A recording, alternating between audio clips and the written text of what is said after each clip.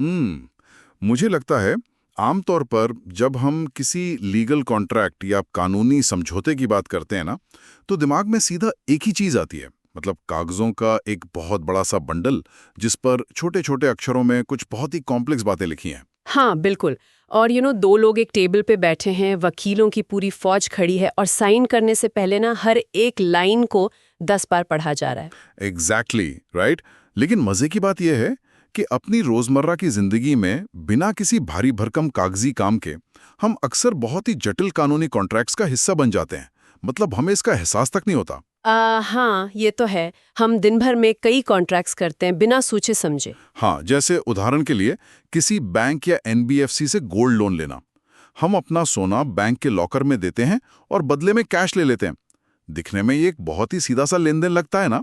आपने सोना दिया, उन्होंने पैसे दिए और बात खत्म। बट ऐसा होता नहीं है। इसके पीछे एक पूरा सिस्टम काम कर रहा है। बिल्कुल। असल में इसके पीछे एक बहुत ही गहरा और बहुत ही सोफिस्टिकेटेड कानूनी ढांचा काम कर रहा होता है। तो इस डीप डाइव में आपका स्वागत है। आज का हमारा विषय है इंडियन कॉन्ट्रैक्ट एक्ट 1872 के तहत rights and duties of पॉनर and pony, यानी गिरवी रखने वाले और जिसके पास गिरवी रखा गया है ना, उनके अधिकार और कर्तव्य।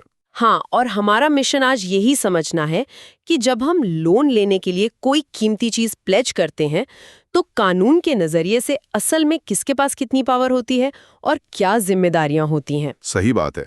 और ये कोई बोरिंग लॉ लेक्चर नहीं होने वाला है।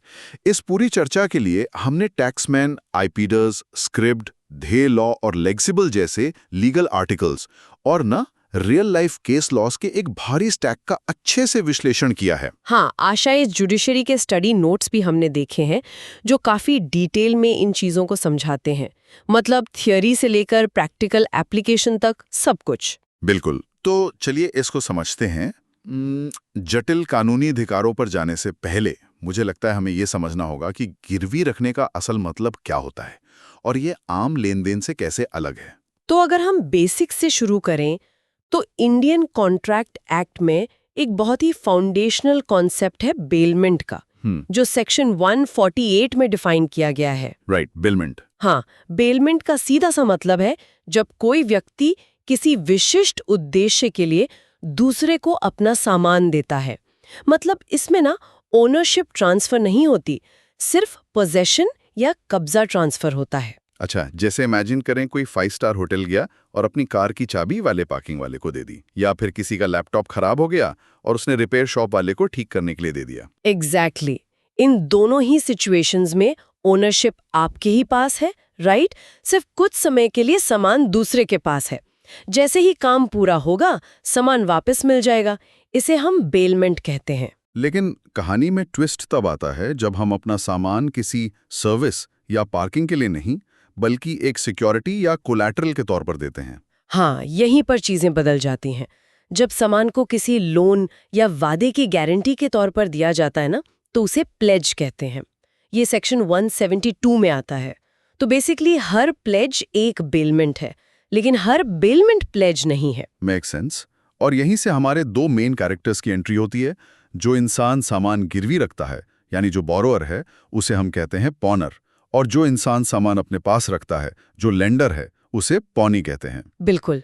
पॉनर और पॉनी लीगल टर्म्स हैं, लेकिन कॉन्सेप्ट बहुत सिंपल है। तो अगर हम अपनी आम जिंदगी की एनालॉजी लें, जैसे बैंक से गोल्ड लोन लेना, हम अपना सोना बैंक को देते हैं तो हम बन गए पॉनर और बैंक हो गया पॉनी। एकदम सही। लेकिन यहाँ मेरे दिमाग में एक सवाल आता है, क्या बैंक हमारे उस सोने का जो चाहे वो कर सकता है?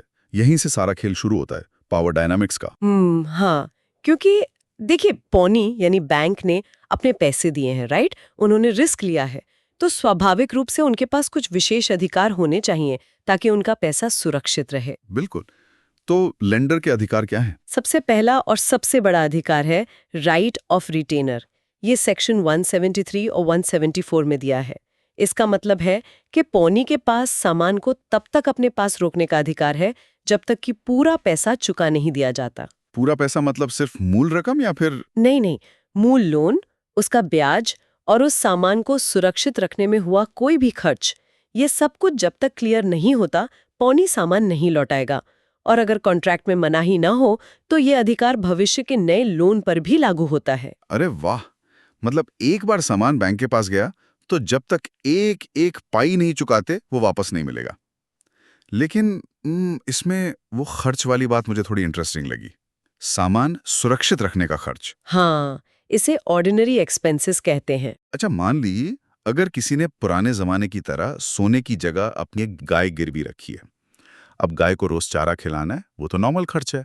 लेकिन अगर वो गाय अचानक बहुत बीमार हो जाए और लेंडर को रातों रात डॉक्टर बुलाकर 20,000 का इलाज कराना पड़े, तो क्या वो उस 20,000 के लिए भी गाय को रोक सकता है?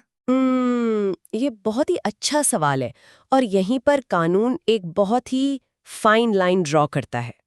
जो आपने डॉक्टर वाला एग्जाम्पल दिया ना, वो सेक्शन 175 के तहत एक्स्ट्रॉर्डनरी एक्सपेंसेस या असाधारण खर्च में आता है। अच्छा, तो इसके लिए नियम अलग है? बिल्कुल अलग हैं। लेंडर वो 20,000 रुपए मांग सकता है, उसका हक है। लेकिन, और ये बहुत जरूरी पॉइंट है, वो उस असाधारण खर्च के लिए सामान को रोक नहीं सकता। Wait, really?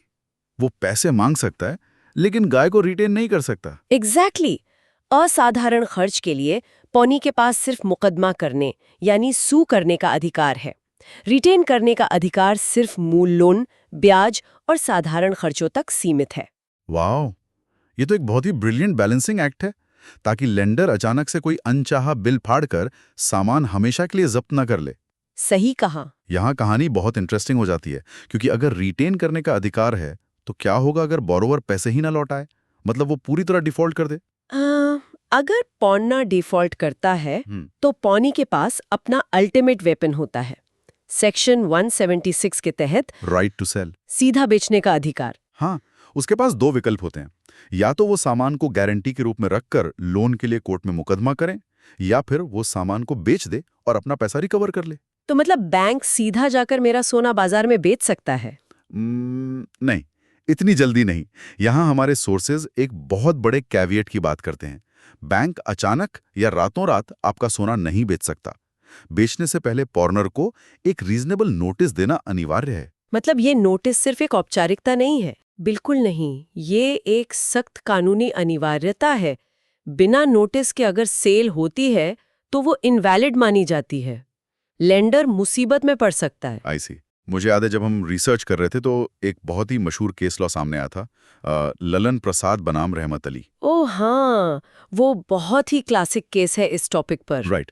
इस केस ने एकदम स्पष्ट कर दिया था कि पौनी के पास सामान में एक स्पेशल प्रॉपर्टी आ जाती है, मतलब वो उसे रोक सकता है, बेच सकता है, लेकिन जो जनरल ओनरशिप है, जो असली मालिकाना हक है, वो पॉनर का ही रहता है। बिल्कुल, ओनरशिप का एक हिस्सा पौनी के पास जाता है सिक्योरिटी के लिए, पर वो पूर्ण मालिक नहीं बनता। तो जहां इतनी पावर होती है वहां बड़ी जिम्मेदारियां भी तो आती होंगी ना। मतलब पौनी उस सामान का मालिक नहीं है, सिर्फ एक कस्टोडियन है। एग्जैक्टली। और यहीं से शुरू होते हैं पौनी के कर्तव्य या रिस्पॉन्सिबिलिटीज। सेक्शन 151 और 152 बात करते हैं रीजनेबल केयर की। रीजनेबल केयर मतलब पौनी को गिरवी रखे सामान की बिल्कुल वैसी ही देखभाल करनी होती है जैसे एक आम समझदार इंसान, जिसे कानून मैन ऑफ ऑर्डिनरी प्रूडेंस कहता है, अपनी खुद की चीजों की करता है। आप ये नहीं कह सकते कि अरे ये तो पराया सामान है, टूट गया तो मेरी क्या गलती। हाँ, ये तो है। और इस पॉइंट पर मुझे स्टेट बैंक ऑफ सौराष्ट्र बनाम चितरंजन रंगनाथ राजा वाला लैंडमार्क केस याद आ रहा है। वो तो बहुत ही क्रेजी केस था। ओहो, वो केस तो मतलब बैंकिंग लॉ की दुनिया में सब जानते हैं। आप बताइए उसमें क्या हुआ था। हाँ, तो उस केस में क्या हुआ कि एक पॉनर ने मूंगफली के तेल के 5,000 टिन बैंक के पास गिरवी रखे थे और बैंक ने वे 5,000 टिन खो दिए। मतलब 5,000 टिन कोई छोटी चीज तो है नहीं। बिल्कुल, मतलब कोई पूरा गोदाम ही गायब हो गया होगा। एग्जैक्टली। और फिर जब बैंक ने लोन के पैसे मांगे तो कोर्ट ने उनकी याचिका ही खारिज कर दी। कोर्ट ने कहा कि चूंकि बैंक ने रीजनेबल केयर नहीं की और सामान खो दिया, तो अब वो पैसे भी नहीं मांग सकते। सही बात है। अगर आप कस्टोडियन हैं और आप ही सामान घुमा देंगे तो फिर किस बात की सिक्योरिटी। राइट।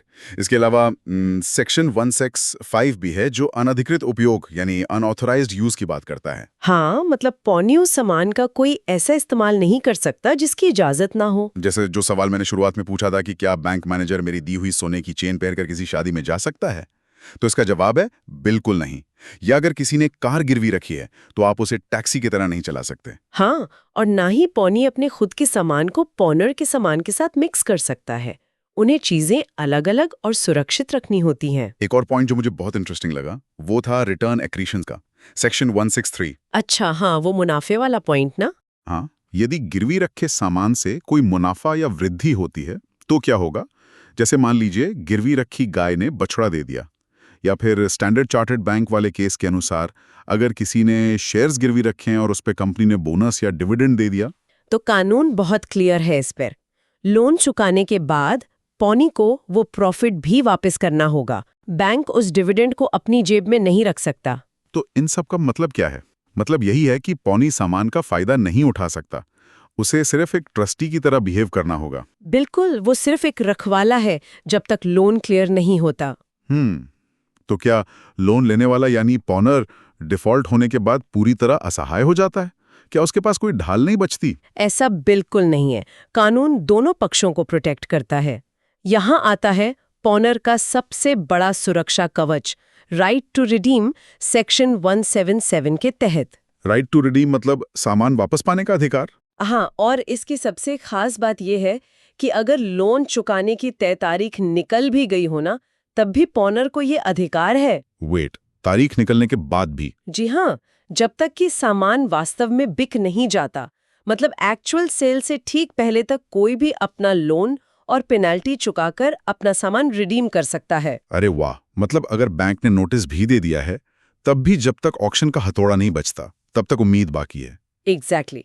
और अगर मान लीजिए पौनी ने सामान बेच ही दिया और लोन की रकम से ज्यादा पैसा मिल गया, तो वो जो सरप्लस या अतिरिक्त पैसा है वो पौनी रख नहीं सकता, उसे पॉनर को वापस करना होगा। ये तो बहुत फेयर है। लेकिन एक पॉनर के कुछ कर्तव्य भी तो होते होंगे। हाँ बिल्कुल, पॉनर का कर्तव्य है कि वो समय पर लोन चुकाए और जो हमने असाधारण खर्चों की बात की थी उनकी भरपाई करे, और सबसे जरूरी बात, सामान की कमियां या डिफेक्ट्स छिपाए नहीं। ओहो, ये डिफेक्ट्स वाला पॉइंट बहुत क्रिटिकल है। मान लीजिए किसी ने लोन के लिए अपनी बाइक गिरवी रखी, लेकिन उसने लेंडर को ये नहीं बताया कि उस बाइक के ब्रेक पूरी तरह खराब हैं। बहुत डेंजरस सिचुएशन है। हाँ, और अगर पौनी उस बाइक को कहीं ले जाता है और ब्रेक फेल होने से उसका एक्सीडेंट हो जाता है तो इसका हर्जाना पॉनर को देना होगा। बिल्कुल, क्योंकि आपने जानकारी छिपाई। कानून में गुड फेथ बहुत जरूरी होता है। जानकारी छिपाना आपको बहुत भारी पड़ सकता है। सही बात है। अच्छा, अब तक की चर्चा से ऐसा लगता है कि कोई भी व्यक्ति केवल वही चीज गिरवी रख सकता है जिसका वो मालिक है। जनरल रूल तो यही कहता है कि सिर्फ ओनर ही प्लेज कर सकता है। लेकिन क्या ऐसा हमेशा होता है? क्योंकि हमारे रियल वर्ल्ड ट्विस्ट्स तो कुछ और ही कहानी बताते हैं। हाँ, इंडियन कॉन्ट्रैक्ट एक्ट में कुछ बहुत ही दिलचस्प अपवाद या एक्सेप्शंस हैं जहां बिना ओनरशिप के भी प्लेज वैलिड होता है। जैसे सेक्शन 178 मर्केंटाइल एजेंट वाला रूल। बिल्कुल, एक कमर्शियल एजेंट जो बिजनेस के सामान्य कोर्स में काम कर रहा हो, वो गुड फेथ में मालिक की सहमति के बिना भी अगर सामान गिरवी रख दे तो वो प्लेज मान्य होता है। मतलब अगर एजेंट ने बैंक से लोन ले लिया मेरे माल पर, तो मैं बैंक से माल वापस नहीं मांग सकता? नहीं, अगर बैंक ने गुड फेथ में लोन दिया है तो उनका प्लेज प्रोटेक्टेड है। आपको अपने एजेंट से निपटना होगा। हो, और एक वॉइडेबल कॉन्ट्रैक्ट वाला एक्सेप्शन भी है, सेक्शन 117(8)(a। हाँ, मान लीजिए किसी ने धोखाधड़ी से आपका सामान ले लिया और कॉन्ट्रैक्ट रद्द होने से पहले ही उसने वो सामान गुड फेथ में किसी लेंडर को गिरवी रख दिया, तो वो प्लेज भी वैलिड होगा। लेंडर का पैसा नहीं डूबना चाहिए। वाओ, और एक लिमिटेड इंटरेस्ट वाला उदाहरण मुझे बहुत शानदार लगा, सेक्शन 179। अच्छा, वो वाला? हाँ, आप ही समझाइए उसे। मान लीजिए मुझे सड़क पर एक खराब घड़ी मिली। मैंने 50 रुपए खर्च करके उसे मैकेनिक से ठीक कराया। अब मैं उस घड़ी का मालिक तो नहीं हूं, लेकिन मेरा उस घड़ी पर 50 रुपए का सीमित हित या लियन है। बिल्कुल, आपका हक बनता है उस 50 रुपए तक। तो क्या मैं उस घड़ी को 50 रुपए के लोन के लिए गिरवी रख सकता हूं? कानून कहता है हाँ, बिल्कुल। मैं सिर्फ अपने लिमिटेड इंटरेस्ट की हद तक उसे प्लेज कर सकता हूं। ये एक्सेप्शंस दिखाते हैं कि हमारा कानून बिजनेस और कॉमर्स की प्रैक्टिकल समस्याओं को सुलझाने के लिए कितना एडवांस्ड है। बिल्कुल। तो अगर हम इस पूरी चर्चा को समेटें तो एक बात साफ है, प्लेज का कॉन्ट्रैक्ट केवल पैसे और सामान का लेन देन नहीं है, बल्कि ये अधिकारों और कर्तव्यों का एक बेहद बारीक और संतुलित कानूनी ढांचा है। हाँ, ये पौनी के वित्तीय हित यानी स्पेशल प्रॉपर्टी और पॉनर के मालिकाना हक यानी जनरल प्रॉपर्टी दोनों की रक्षा करता है। और हम सबके लिए ये जानना इसलिए जरूरी है क्योंकि चाहे हम स्टॉक ब्रोकर के पास शेयर प्लेज कर रहे हों या बैंक में सोना, हमें पता होना चाहिए कि हमारे अधिकार क्या हैं। एग्जैक्टली। विशेषकर रीजनेबल नोटिस और राइट टू रिडीम के बारे में जानकारी होना बहुत जरूरी है। बिल्कुल। खैर, अब चर्चा को खत्म करने से पहले मैं एक ऐसा विचार छोड़ना चाहता हूं जिसे आमतौर पर डिस्कस नहीं किया जाता। एक बहुत ही फ्यूचरिस्टिक पॉइंट। अच्छा, वो क्या है? आज के दौर में जब सब कुछ डिजिटल हो रहा है, हम गोल्ड या कार की जगह डिजिटल एसेट्स जैसे क्रिप्टोकरेंसी, डेटा या डिजिटल इंटेलेक्चुअल प्रॉपर्टी को गिरवी रख रहे हैं। हाँ, ये तो आजकल बहुत कॉमन हो गया है। तो ऐसे में जो पोजेशन और रीजनेबल केयर के ये 1872 के पारंपरिक भौतिक नियम हैं, वो एक पूरी तरह से अमूर्त या इंटैंजिबल डिजिटल दुनिया में कैसे लागू होंगे? वाओ, ये तो बहुत ही गहरा सवाल है, क्योंकि डिजिटल चीजों का पोजीशन तो होता ही नहीं है वैसे, जैसे फिजिकल चीजों का होता है। एग्जैक्टली।